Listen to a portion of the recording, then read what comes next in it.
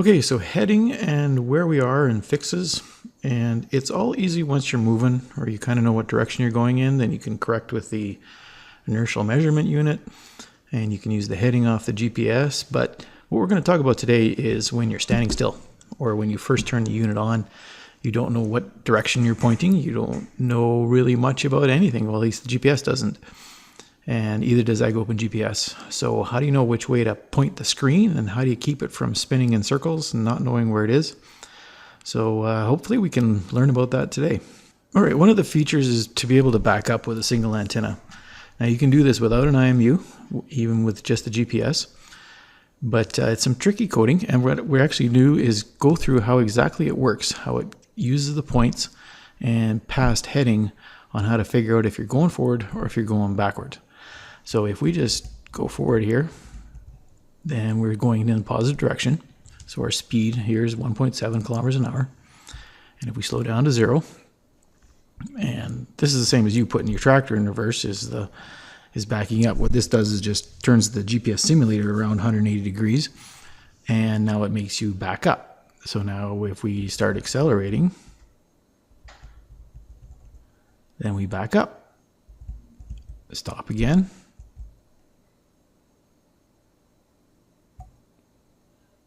and then change your gears and go forward.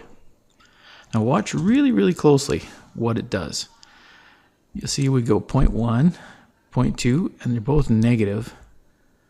And then as soon as we hit 0.3, tiny bit of a jump, and then it starts going forward. You can see initially that those numbers were negative because we had just backed up. Now if we stop again from going forwards and we go forward, you see everything works kind of normal, quote unquote. So 0.1, 0.2, see a little jump, and then we get going forward. So that's kind of the trick, is you need some speed in order to know what direction. You need movement to create a vector on the direction that you're traveling. And once you have that initial vector, then you can compare it with the direction you were going last, and then decide, are you going forward or are you going backward? Now let's get into the code a bit and see how this actually works. One of the first things we need to do is when we stop, we need to stop. We need to stop taking fixes. We need to stop everything. So let's go through this program a bit. Okay, so we're here in the position designer, right at the very top. And the first thing we do, every 10 milliseconds, we look for a new NMEA. And what I'm going to do a little bit is talk about debugging. Now if we go over here on the side and we click, up comes a little red dot. When the program gets here, it stops. It's called a breakpoint. And here's what our call stack. We have our main program. The timer watchdog called this function, and this function is scan for NMEA. Over here on this side is the list of variables, and PN is the parsing of the NMEA, and raw buffer is the buffer where the NMEA gets dumped into. So it's just a string buffer, and there we can see the GGPA and the sentences coming in. And receive sentence settings, that's just for display and that sort of thing. You can also hover over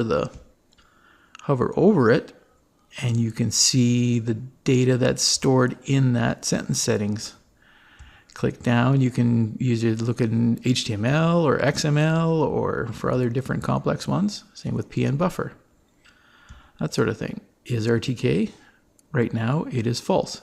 If you want to lock that on there, and so it always stays in something you want to see, then you can just do that. Exit. And then now we begin to step through. So here, these are your step into, step over, and step out. Step out, of course, means you jump right out of the function because you don't want to go through an iteration of 800,000 points and that sort of thing. You might want to just jump out of that function. So of course, troubleshooting or debugging and stepping through a program could be an entire different video, and maybe it should be. What this guy does is step over. So if we go step into, then when we get to a function like this, it goes and finds this function, parse NMEA, and goes into its function. But we don't want to do that because that just gets too complicated. What parse NMEA does, of course, is it takes this raw buffer information, breaks it down in individual sentences, takes out the latitude, longitude, headings, whatever, all the information out of these sentences and puts it into variables that we can use. That's what parse NMEA does. So let's just step over. Step over. Now you see it's jumped to the next line. Now if we wanted to go into this function, we would go step into, but we don't want to. We want to step over. And now if GGA has been updated, or OGI has been updated, or RAMC has been updated, that means we have a new fix. So it's time to do something with that new fix. So then we just zoom down, stop the stopwatch. You can just see that, and then down here you can see the individual, see updated GGA is true. So we know we have an updated GGA sentence. Now we want to make them all false again for the next sentence. That's our stopwatch for that timing that's up at the top here in AgOpenGPS. And same with these guys, load latitude and longitude. This gets sent off to AgIO. And now update fixed position. And this is where we want to go. So now we're going to choose step into. So here in the stack, our main program, timer watchdog, scan for NMEA, and now we're into the function update fixed position. So the stack is just exactly that. It's like a stack of functions where you are in the program. Down here is locals and watch. Individual, suppose you wanted to watch start counter. Start counter is at 8,093. But you can just drag this guy down here. And voila. Now you can keep an eye on the start counter as you go through loops and see what happens. It tells you what it is, it's an integer, and that sort of thing. So let's just continue down through. Now we're going to jump down to what this is a switch statement. It says heading from source. Which one did you choose? Fix, GPS, or dual antenna? The one we want to look at is fix to fix, or just in this case it's called fix. So our heading from source is fix. So when we go down into this part of it, the case statement is going to say, open this guy up. Okay, so let's add a new breakpoint here. Now, what's our average speed? Our average speed is really, really small, 1.07 times 10 to the minus 22. You gotta be careful with this one because you think, oh, I'm going 1.07 kilometers an hour, but no, if you miss the exponent, it's 0.00, 22 zeros, and a 1. So that's a tricky one. That's caught me several times. Okay, so let's look at this in a picture form. This is our GPS antenna right here. And when we're sitting still, we get fixes all over the place. Okay, first you got a heading this way, then you got a heading that way, then you got a heading that way, then you get... Anyway, you get the idea. So where do you put your OpenGL screen? Like this guy here. Like, what heading do you use? Well, you can't use anything. You have to just freeze the entire thing and just initially pick up what you start with. And in this case, our heading will be 0. The thing is, if the thing is bouncing around all over the place, then you don't have any idea. So what you need to do is travel from here to here.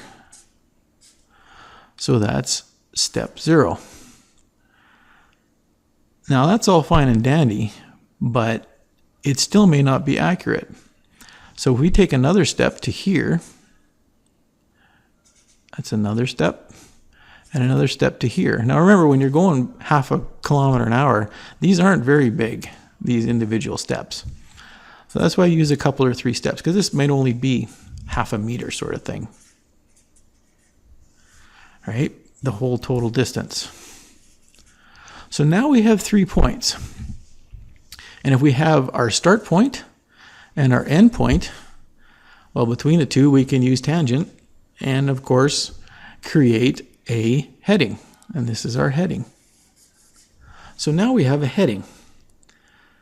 With a dual antenna, of course, you take a position here and a position here. Even though you're standing still, you know where these 2 antennas are. You know this line, so it's easy enough.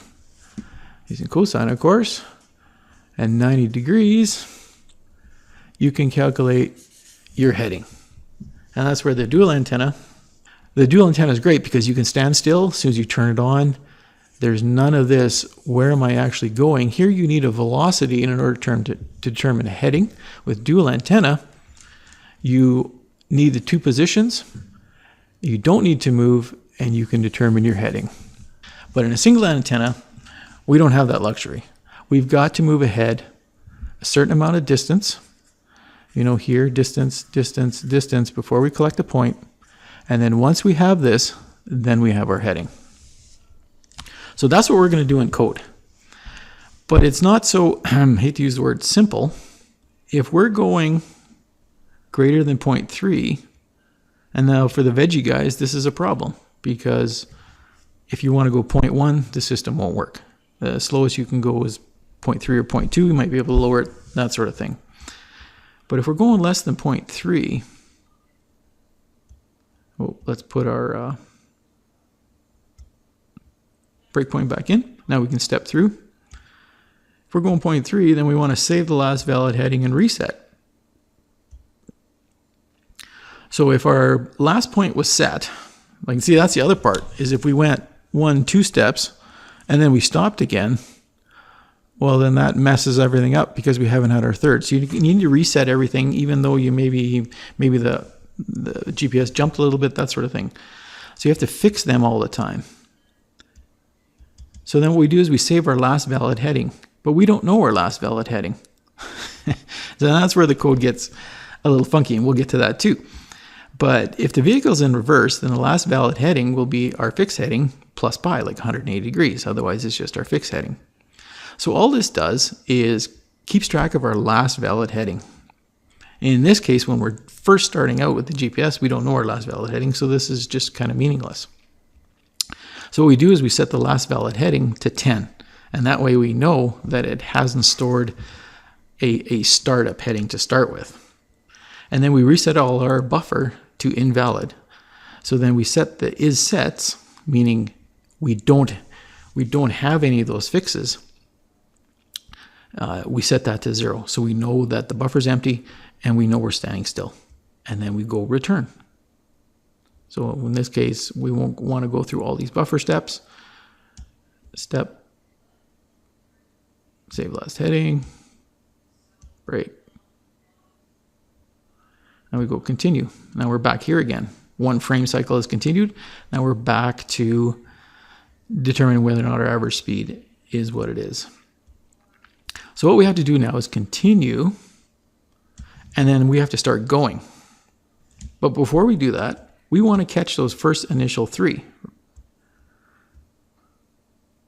So if our third point, remember array is always 1 less because we start at 0. If it's not set, then we want to do this initial code first. Otherwise, 4th position and on, then we're good. We just take the positions in, calculate the heading, that sort of thing, and rolling. But we need to start out with this first initial set point. So what we'll do is we'll set a breakpoint there,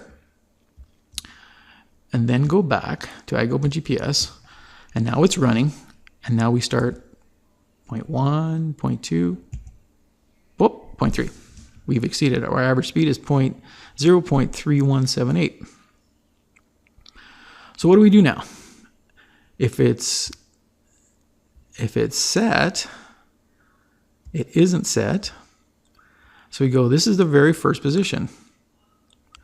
Fixed point 0 isn't set. So what we do is we read the easting and the northing from the antenna and fill in the values in this very first point. So go down, fill in those points, and return. Okay, now we've got 1 point. Now when I hit continue, what AgOpenGPS will do is move forward 1 fix. And we'll come right back here again. Now we can see fix 2 still isn't set, but fix 0 now is set. Fix 1 is not set. So what we'll do is jump down now to, oh, he is set now, so we'll not do it. And then we'll do the second one. Exactly the same code. So we can put in another breakpoint here and then just continue. and then it gets out of this for loop where it is moving all of those cells one direction, adds the new fixed point, our northing and easting, into the new one again, and returns. So now we can just go continue. Now we get back to here again. Remember, we got our first point and our second point set. So that guy's set, that guy's set. So now this is the critical moment. See, there's that moving the buffer one position out to make room for a new one. Now this is the time when everything gets critical, because now we've got that last point. Now we've moved some sort of distance forward in time, and we set that new point. From that new point we just set, and from our very first point, now we can create a vector. So we know we started back there, and now we're here. We know what direction we're driving. So we calculate our GPS heading. And here's that: if the last valid heading is not equal to 10, then what we do is we figure out what is the heading between the last time we drove and this time. And if it's 180 degrees out, then we know we're backing up. If it's not 180 degrees out, or pretty close to like a small value difference, then we're driving forward. So if it's different, if it's greater than, in radians, 2.0, then we know we're backing up. And then we just set, is the vehicle in reverse? Yes, it is, because we're backing up. But since we don't have a valid heading yet, we can't do any of that. We just have to assume it's going forward. Now, if someone backs up for the first time, well, then that's going to be your forward. But there's a button on Agilent GPS that you can flip that around so you're pointing the other direction. So if our vehicle is in reverse, and in our case, our first time it isn't, we add 180 degrees. That's how we're able to back up. So our fixed heading, GPS, cam heading, everything becomes that new heading. So now we finally have a heading.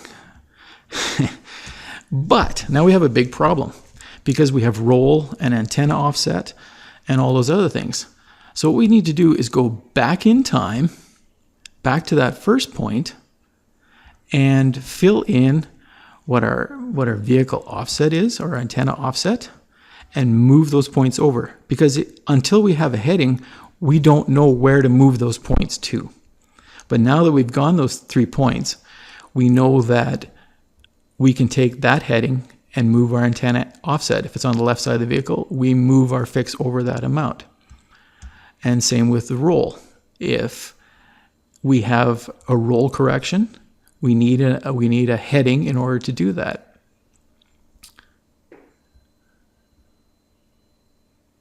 So we know we're going forward. So this one isn't as complicated as it gets on later. We know that we calculate our roll and we calculate our offset.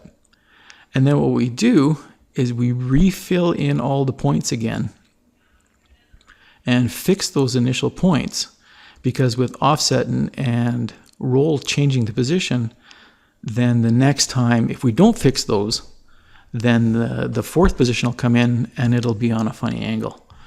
And then your heading is wrong. So then you'll get a jump in heading. So we go back in time and fix all of those points. Okay, now we continue.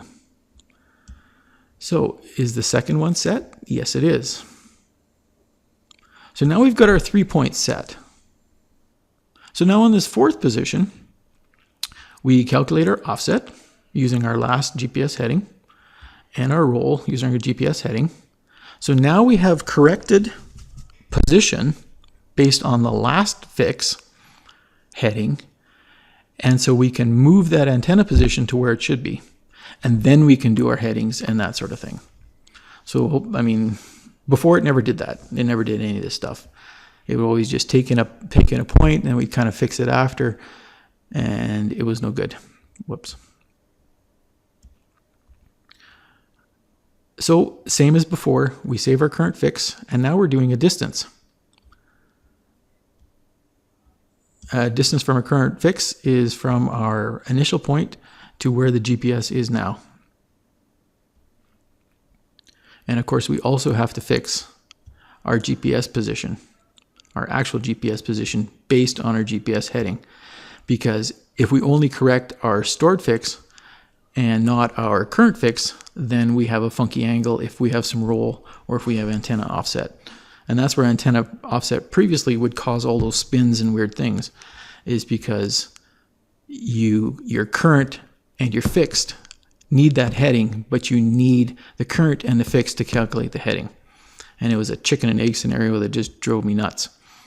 But this seems to get around it quite well. So we calculate our distance and then our heading. And we take our most recent heading.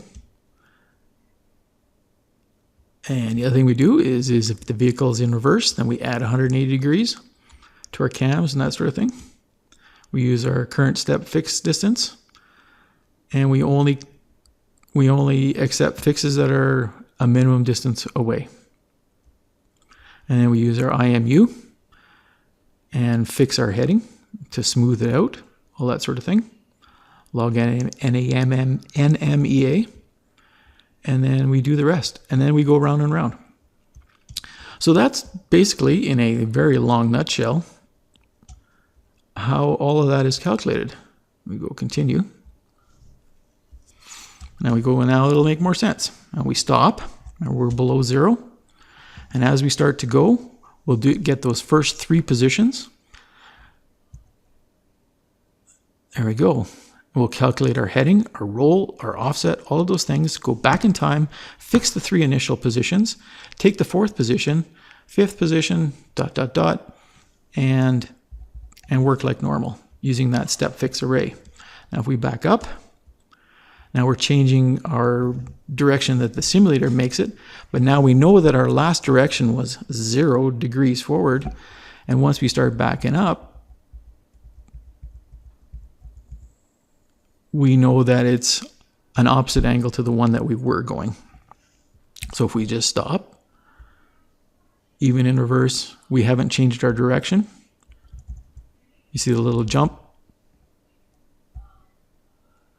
So whether you're going forwards or whether you're going backwards, those same 3 initial points will still set the initial heading.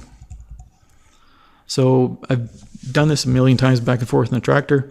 I have a really crappy GPS on purpose so that if it works in my tractor, it should work in everybody's, especially with the newer GPS. And I have to run the, like 0.5 kilometers an hour because it's so bouncy. But yeah, so that's how you get to know where you're going without knowing where you're going. So I hope that was a little informative, and it was a longer video and showed some about setting breakpoints and debugging. But that's how she works. Thank you.